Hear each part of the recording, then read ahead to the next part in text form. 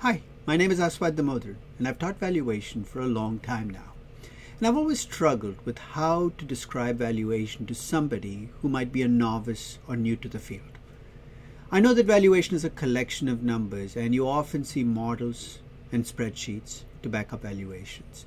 But I think people who focus on just the numbers miss the big picture of valuation. In this session, there are three broad lessons I hope to bring through in valuation. And while I will talk about details, I will focus on these three big lessons. The first is that accounting is not valuation. Accounting reflects the past. It records the past, and you see it in income statements and balance sheets and statements of cash flows. I know we use those as raw data in valuation, but they are raw data and they reflect the past. Your job in valuation is to look forward, is to look at the future, and sometimes that requires a shift in mindset, something that takes you away from looking at the past, those accounting statements, into making forecasts for the future. Second, while valuations might be full of numbers and you use Excel spreadsheets to back them up, valuation should never be just about the numbers. In fact, I'm a great believer that a good valuation is a bridge between what and what, you might ask, between the stories on one side and the numbers on the other. A good valuation, the numbers should each have a story to tell, and every story should have a number to back it up. In my valuation class, I tell people that if they're number crunchers, I want them to be number crunchers with imagination.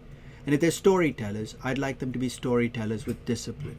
You require both sides of your brain to be good at valuation, and let's talk about how to do that better. And third and final, all too often when people talk about valuing something, they're really talking about pricing that thing. I'm going to draw a contrast between price and value. Value comes from cash flows, growth, and risk, and we can use discounted cash flow models or intrinsic valuation models to get there. Price comes from demand and supply. And what drives demand and supply? God only knows. But when we talk about valuing an asset, we have to be clear that we're valuing it and not pricing it. So I'd like to talk about the contrast, why the two processes can sometimes give you very different numbers, how to reconcile the difference when you have those different numbers, and how that plays out in investment strategies. It's going to be a lot of fun to talk about the big picture questions while also talking about the details.